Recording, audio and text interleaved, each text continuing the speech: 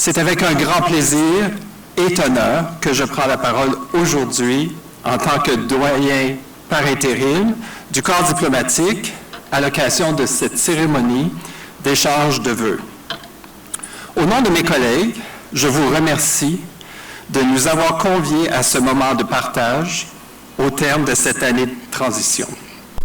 L'année 2025, qui est toute maintenant à sa fin, a été une année de grandes décisions par rapport au grand chantier de la transition qui devait être mis en œuvre.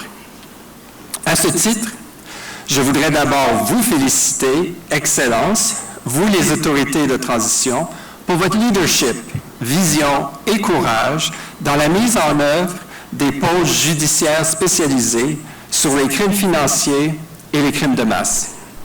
Avec l'adoption du décret le 21 avril, c'est donc une étape décisive qui est désormais franchie dans le renforcement des capacités d'investigation et de poursuite de l'État haïtien.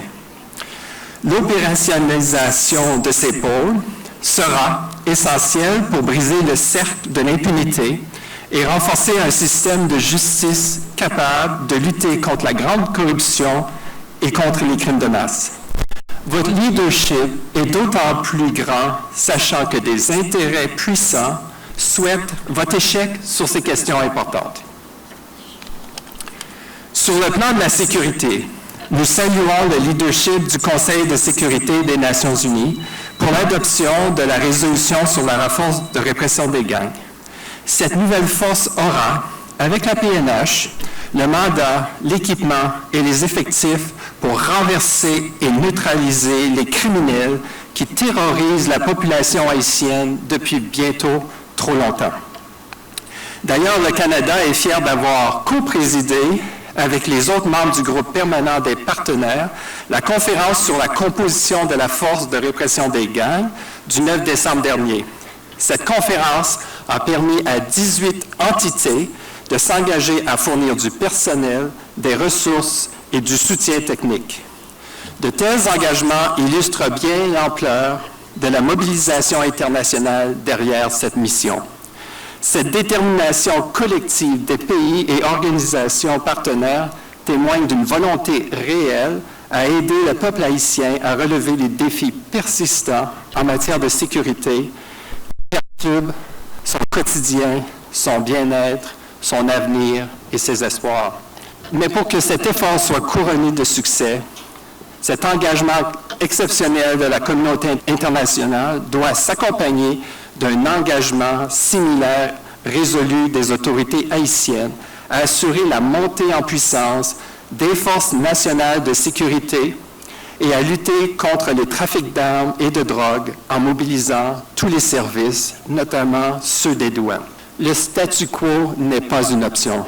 Nous aurons raison des forces destructives à l'œuvre, qu'elles soient criminelles, économiques ou politiques. Pour assurer la continuité de ces efforts, la mobilisation mondiale qui vous appuie, Excellence, votre détermination à préserver la continuité et la stabilité politique en ce moment crucial est essentielle. En dernier lieu, je souhaite également saluer les efforts qui ont été déployés pour la finalisation et la publication du décret électoral. C'est un autre grand pas qui permet d'engager le processus électoral et de consolider ainsi les acquis de la transition. À ce sujet, je peux vous dire que la communauté internationale est solidaire du peuple haïtien et de son droit souverain et constitutionnel à choisir librement et démocratiquement ses dirigeants. Je vous souhaite la bienvenue à la Villa d'accueil pour ce rendez-vous annuel qui, à mes yeux, dépasse largement le cadre d'une simple tradition institutionnelle. C'est bien sûr l'occasion d'adresser à chacun de vous, à vos familles et à vos équipes, mes meilleurs vœux en cette fin d'année. Mais c'est surtout un moment où nous honorons à la fois le service public et la solidarité internationale.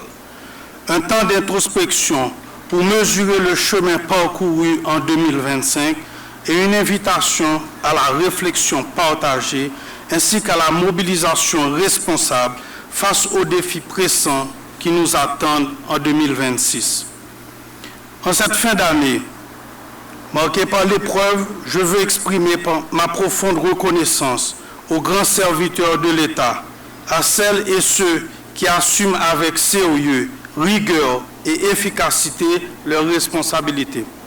Dans un contexte exceptionnel, difficile, vous avez contribué à maintenir l'administration debout, à préserver la continuité de l'État, à accompagner les réformes et à soutenir les efforts du gouvernement et du Conseil présidentiel de transition pour rétablir l'ordre démocratique. À chacun de vous qui exercez vos fonctions avec dignité, loyauté et respect envers le peuple haïtien, je dis merci au nom de la République. J'exprime également ma reconnaissance aux membres du corps diplomatique ici présents.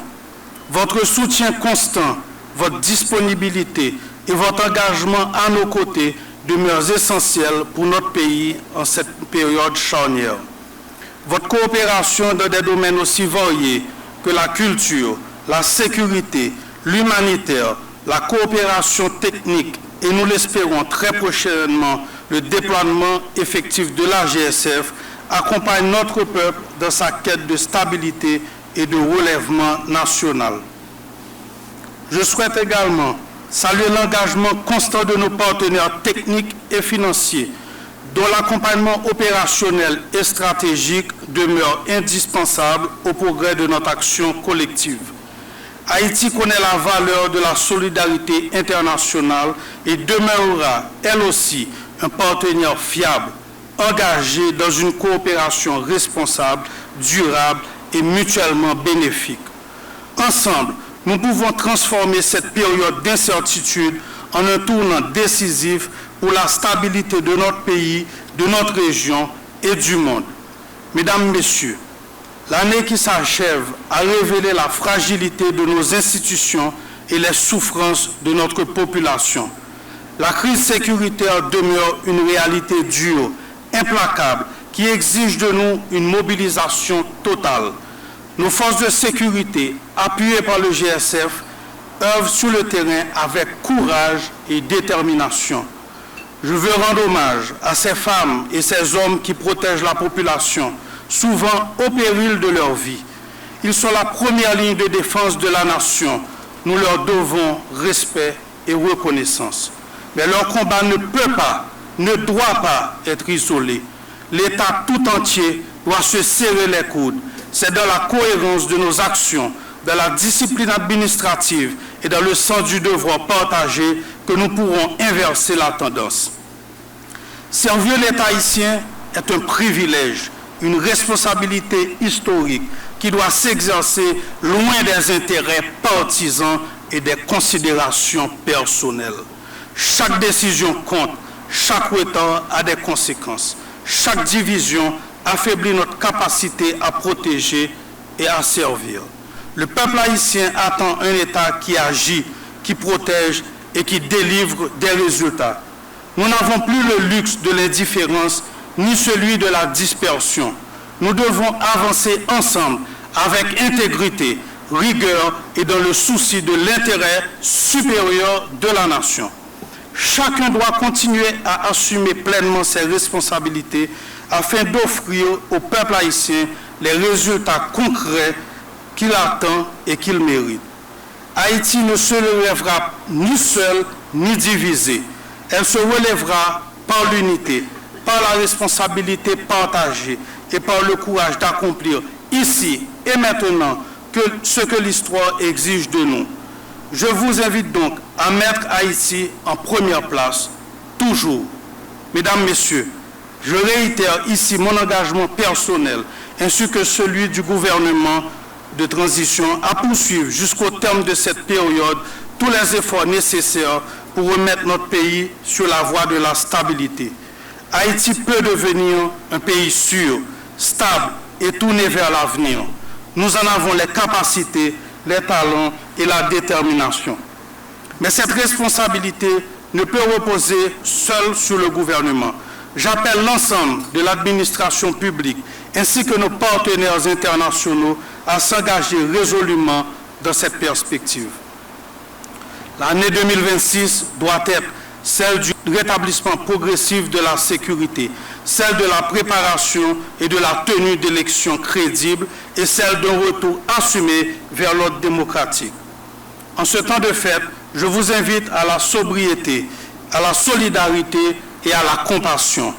Que 2026 soit une année d'unité, de courage et d'engagement citoyen afin de bâtir ensemble un avenir meilleur pour le peuple haïtien et pour le monde. À chacune et chacun d'entre vous, ainsi qu'à vos familles, j'adresse mes vœux sincères de paix, de réconciliation, de santé, de prospérité et de bonheur. Bonne fin d'année à tous. Que Dieu bénisse chacun d'entre vous. Que Dieu bénisse Haïti. Je vous remercie.